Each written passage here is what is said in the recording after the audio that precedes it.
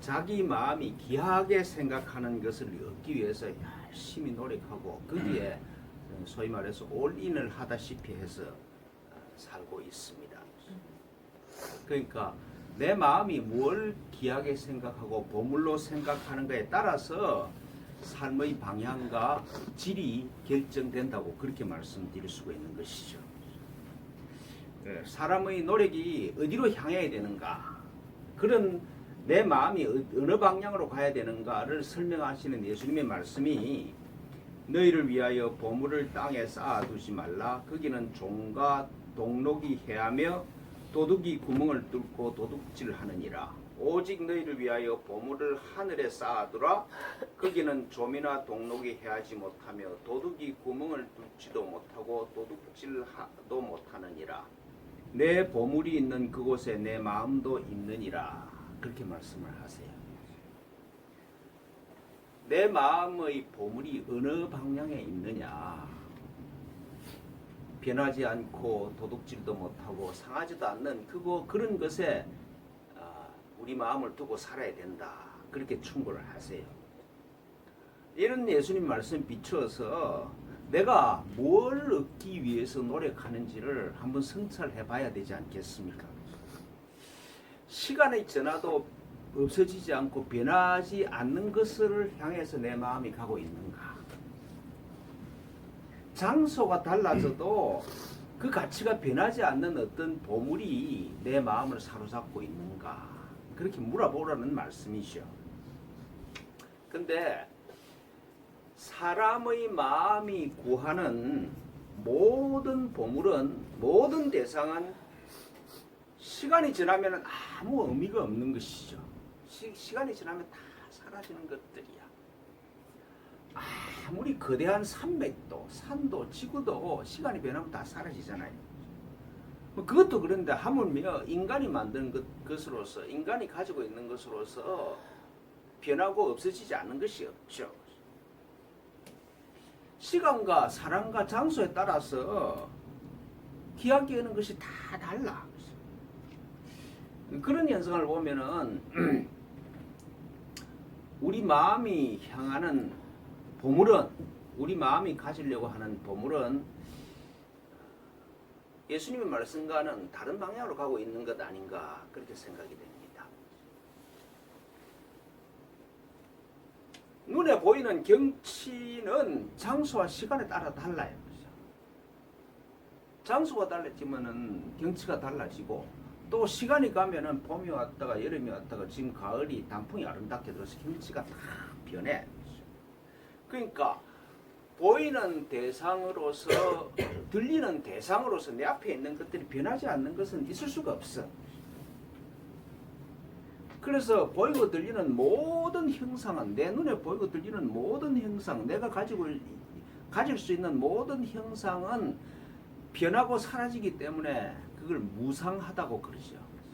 그러니까 무상하다, 항상 된 것이 없다, 전부 다 변하고 사라지고 없어지는 것이다, 무상이다, 그렇게 말씀하세요. 그런 형상 위에, 그런 무상함 위에 내 인생의 보람을 세우면은 삶의 내용은 두려움과 부족함, 그리고 두려움과 부족함으로부터 오는 고통으로 고생받을 수밖에 없는 것이죠. 아무리 가진 것이 많고 뭐 출세하고 형통을 해도 두려움과 부족함으로부터 벗어날 길이 없습니다. 길이 없는 것이 아니라 도리어 더 심해지지. 많이 가지면 많이 가질수록, 높이 올라가면 높이 올라갈수록 두려움과 그 부족하다는 느낌은 더 심각해진다고 그렇게 말씀드릴 수 있습니다. 우리 사회에서 가진 자의 갑질이 그런 형태로 나타나는 것이죠. 아무리 부족한 것이 없는 사람이 참 어이없는 갑질을 하고 있는 그런 기사를 보면 참 이해가 안 되는데, 근데 그 방향으로 가면 그럴 수밖에 없다는 결론이죠. 보이고 들리는 모든 것은 일시적이고 무상하고 변하지 않는 것이 없는데, 변하지 않는 게 하나 있어. 보는 주체인 나는 변하지 않아. 항상 여기를 보나 저기를 보나 시간이 가나 나는 그대로 있는 거잖아요. 나는 변하지도 않고 죽지도 않고 영원해. 시간이 지나도 늙거나 장소가 달라진다고 변하지 않잖아요. 제가 자주 말씀드렸다시피 10살 때 내나 20살 때 내나 30살 때 내나 40살 때 내나 50살에 내나 내 안에 있는 나는 변하지 않고 그대로 있어. 그래서 마음은 항상 청춘이다 그러잖아요. 그죠? 육신이 늙지 마음은 청춘이야 항상. 이 변하지 않는 주체가 하나님이 아버지로서 창조하신 아들이야. 여기가. 성경은 참나인 이 그리스도가 하나님의 아들이고 나라고 그래. 그래서 하나님의 아들 그리스도를 두고 성경이 그렇게 말씀하세요. 어제나 오늘이라 영원토록 동일하다. 참나로서의 그리스도는 시간이 없어. 영원토록 동일해. 그래서 우리 마음이 향해야 되는 보물이 무상한 형상들이 아니라 그리스도가 되어야 된다. 그리스도로 깨어남이 내 마음이 가야 될 방향이다는 말씀이죠. 내 마음이 그리스도의 집이 되지 않고 보이고 들리는 이 세상에 있는 형상이면은, 이 세상에 있는 것들이면은 종과 동록이 해하고 도둑이 구멍을 굽고 도둑질을 당하게 된다. 그렇게 예수님이 말씀하시는 거예요.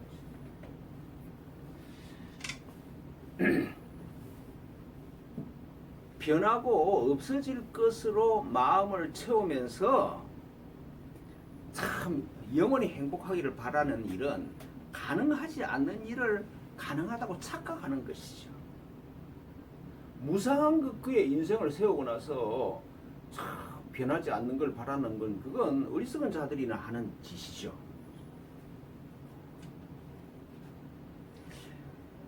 그 오늘 말씀에서 천국 비유의 마지막 결론에 밭에 감추인 보화를 발견하고 모든 것을 팔아 그 밭을 사는 것이고, 좋은 진주를 발견한 사람이 자기 소유를 다 팔아 그 진주를 사는 것이다. 그렇게 말씀을 하세요.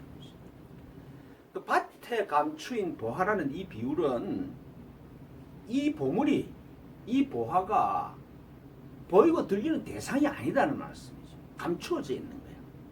내 존재 깊은 곳에 감추어져 있어서 보이지가 않아. 그러니까 대상으로 인식되는 게 아니다는 말씀이죠. 좋은 진주의 비유는 동양식으로 얘기를 하면 여의주라고 할 수 있지 않을까 싶어요. 여의주라는 그 말뜻 그대로 뜻대로 내 뜻대로 다 이루어지는 구슬이라는 뜻이잖아요. 그 그리스도라는 보물이 있으면, 여의주가 있으면은 예수님 말씀처럼 원하는 대로 다 될 것이다. 네가 기도하는 대로 다 이루어질 것이다. 그게 여의주지. 그게 진주단 말씀이죠. 하나님이 아버지로서 창조하신 그리스도, 즉 참 내가 밭에 감추인 보화지요. 내 밖에 있는 지각의 대상이기 때문에 감추어져 있는 보화다.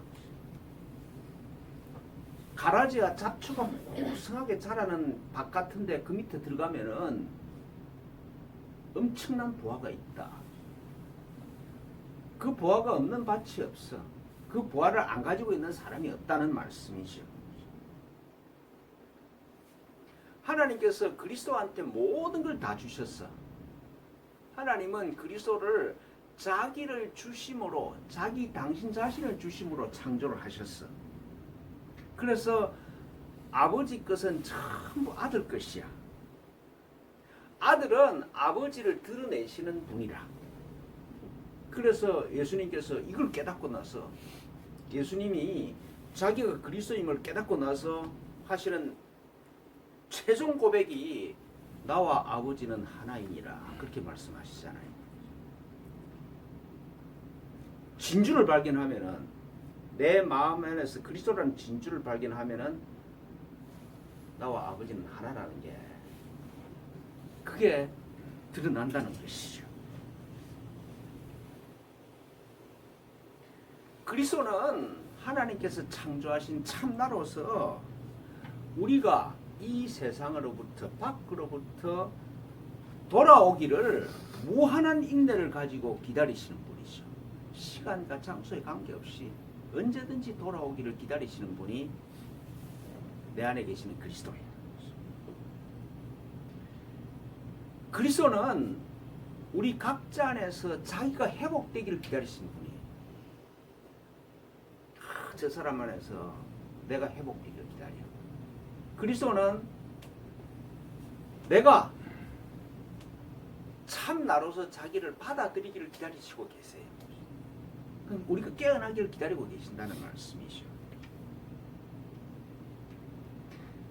집 나간 탕자의 비유가 그런 거잖아요. 네가 세상에 속한 에고가 아니라 돌아서면은 하나님의 아들이다. 왜 그렇게 고생하느냐? 그게 탕자의 비유잖아요.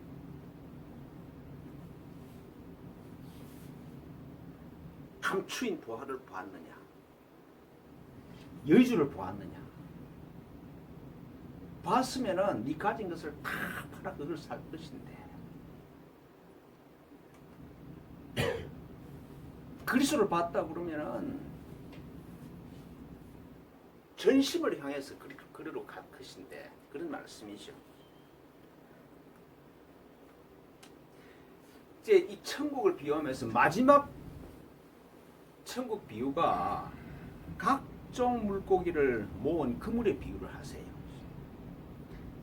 가득한 고기가 가득한 그물을 이제 끌어서 물가에 내놓고 그리고 좋은 물고기는 그릇에 담고 나쁜 물고기는 내버리는다.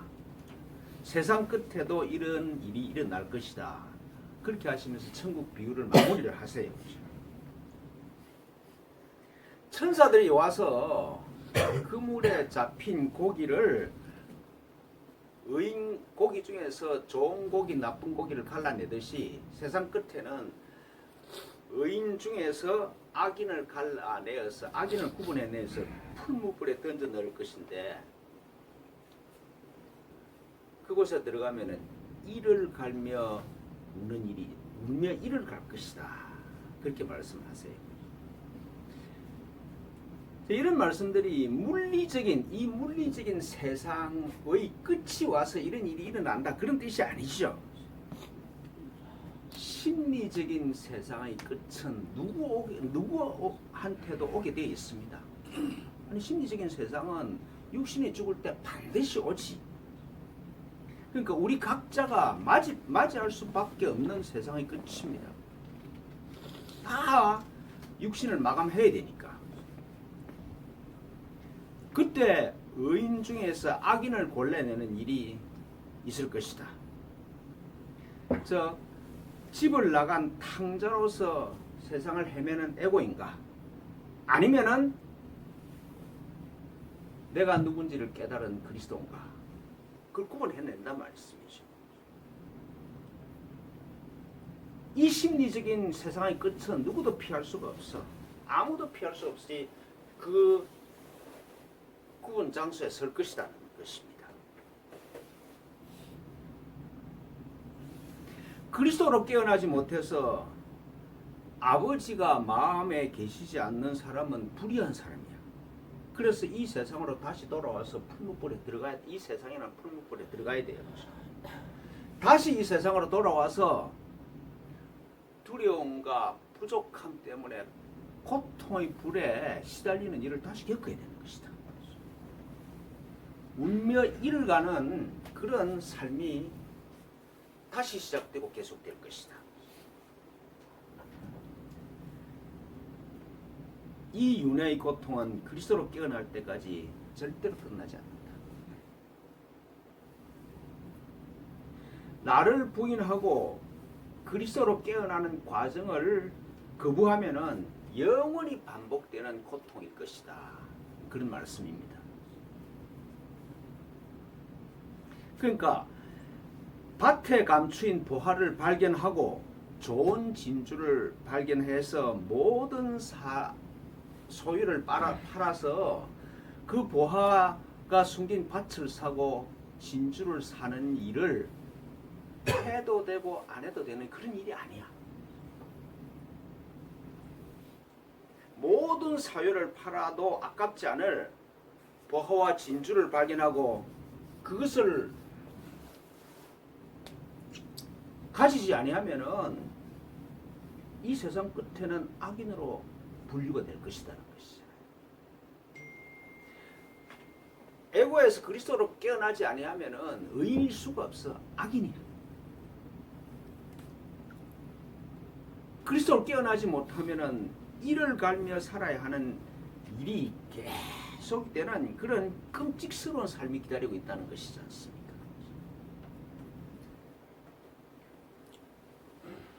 보화와 진주를 발견하고 모든 사유를 팔아서 이 세상에 가지고 있는 모든 소유를 팔아서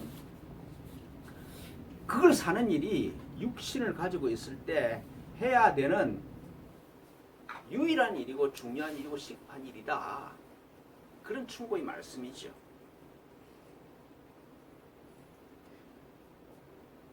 지난주에도 말씀드린 것 같은데 내가 가진 것은 나를 따라다니지 않습니다.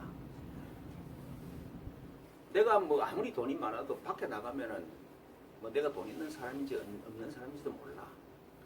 내가 유명한 사람인지 한 사람인지도 내 주위에 있는 사람이 그렇게 생각하지 그거 몰라. 그러니까 내가 가지고 있는 소유는 나를 따라올 수도 있어. 그런데 내 마음에 있는 건 내가 가지고 가지 않는 곳이 없습니다. 그렇잖아요. 내 마음에 있는 걸 내가 버리고 다닐 수가 없지. 내 마음에 있는 건 나보다 먼저 가서 나를 기다리지. 죽을 때는 이 진리가 더 분명해집니다. 재물은 가지고 가지 못하나 마음에 쌓인 업보는 버리고 갈 수가 없어. 그렇잖아요. 내 마음에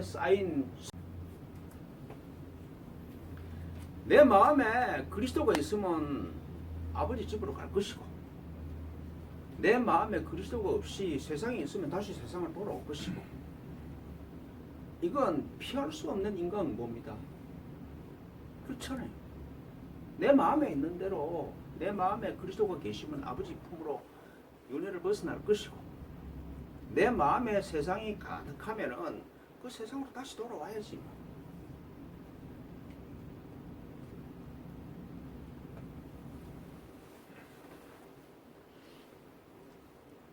천국 비유에 대한 말씀을 다 하시고 나서 마지막으로 예수님이 하시는 말, 제자들에게 물어보는 말씀이 이것을 깨달았느냐 이렇게 묻죠.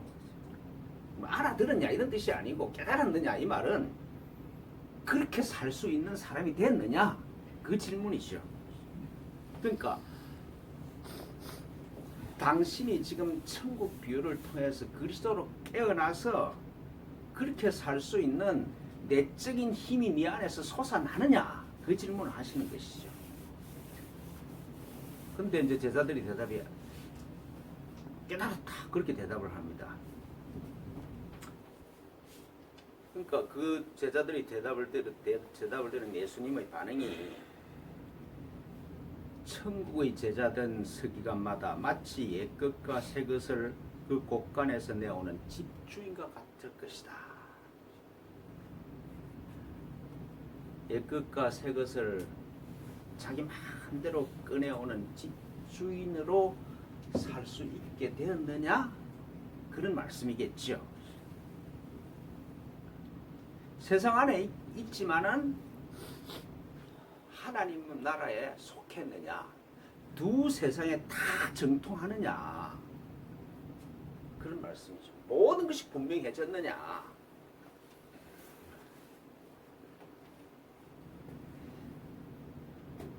그리스도로 깨어나면은 모든 것이 분명해져. 그래서 천지가 내 집이 아닌 곳이 없어지는 그런 집주인이 된다 말씀이죠.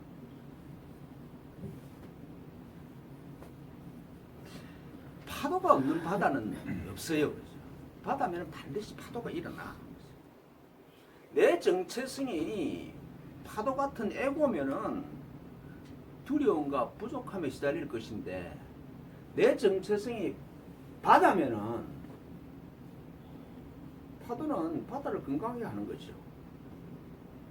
그렇잖아요. 내가 바다면은 파도가 없으면 안 된다는 걸 알지.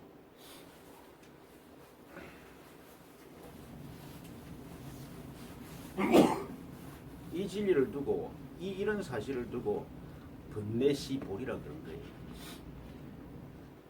번뇌가 곧 깨달음으로 향한 길이구나. 바다에 파도가 없으면 바다가 건강하지 못한 것처럼 번뇌의 파도가 부처를 만드는 거구나 그죠. 두 세상에 다 정통해. 그걸 반야신경에서는 그렇게 얘기를 해줘. 색즉 시공이고 공즉 시색이야. 색은 이 모양은 참 그 모양 안으로 들어가면 전부 다 하늘로 가는 길이 있어. 예수라는 자연인을 만나면 그게 하늘로 가는 길이 열려. 색즉 시공이죠.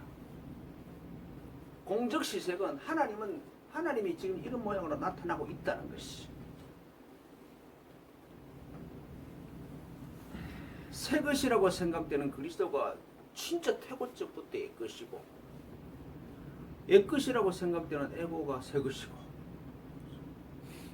모든 구별이 사라지고 필요 없는 것이 없고 일어나지 않아야 될 일이 없는 것이고, 그런 시야가 열린다는 말씀입니다.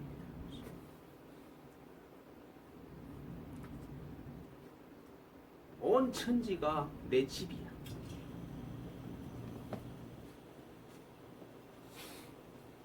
이렇게 깨어난 사람을 두고 예수님께서 그런 거잖아요.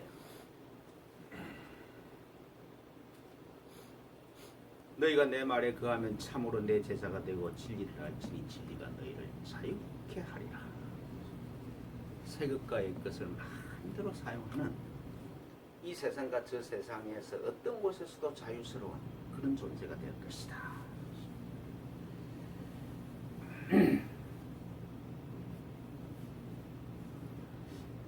예수님께서 하시는 이 말씀은 마음의 생각으로 갈 수 있는 그런 깨달음의 지점이 아닙니다. 내 마음에서 생각하고 경험하고 느끼는 모든 것을 내려놓고 내 마음이 귀하게 여기는 것들을, 내 마음이 집착하는 것들을 다 내려놓고 그런 것들을 하늘에 떠도는 구름처럼 바라볼 수 있는 그런 침묵 속에서 주어지는 선물이죠, 이 깨달음. 내 마음에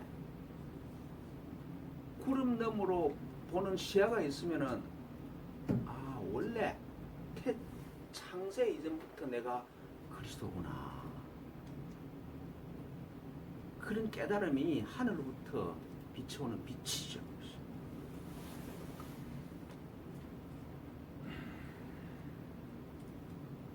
소리의 침묵이 있고 말의 침묵이 있고 생각의 침묵이 이루어지면은 마음은 사라집니다. 마음이 사라지면은 내 정체성이 하나님의 아들 그리스도일 수밖에 없지.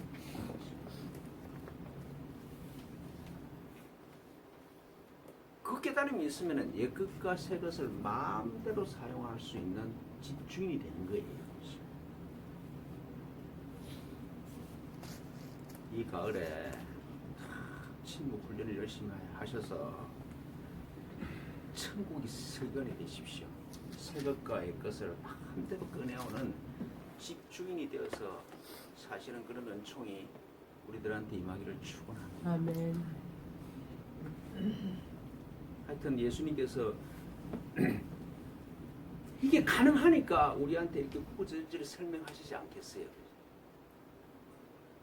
손에 잡힐 듯이 가능한 일이니까. 예수께서 하시는 말씀이 마음으로 다가오는 그런 결실이 가을이 되기를 축원합니다. 아멘. 아멘. 기도하겠습니다.